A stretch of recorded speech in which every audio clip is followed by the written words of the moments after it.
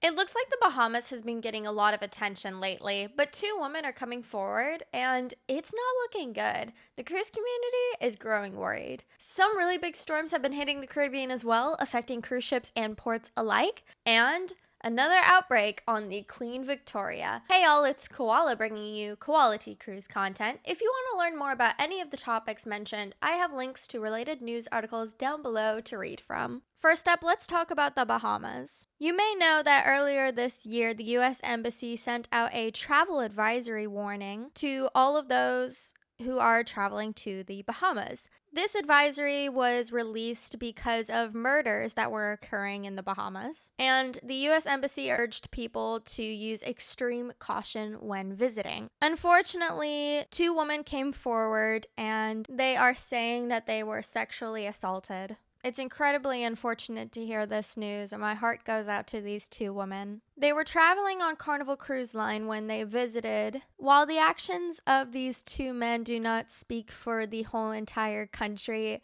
unfortunately, this has definitely tainted the vision of the Bahamas currently. Make sure if you are visiting the Bahamas to stay in groups, and extreme caution is advised, of course, during this time period. Keep your wits about you. Next up are the storms that are occurring. The Carnival Magic ship was damaged during a recent storm. The Carnival ship ended up crashing into a pier in Jamaica, and it was deemed damaged because of this. And even the Port of Miami has been sharing news about how the weather is affecting them. Severe flooding occurred in Jamaica, and many places are impacted by this weather. Thankfully, though, no injuries were cited.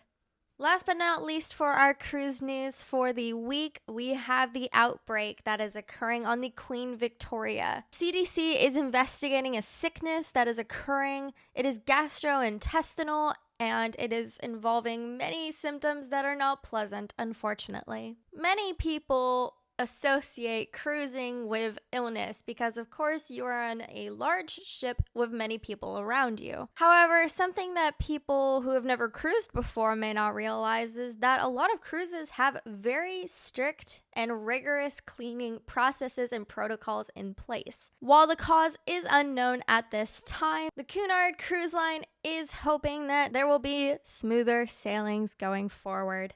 Thank you all so much for listening and watching the cruise news of the week. If you found this informative and helpful, make sure to subscribe to stay up to date on all things cruising. I'll see you in the next video, and bon voyage!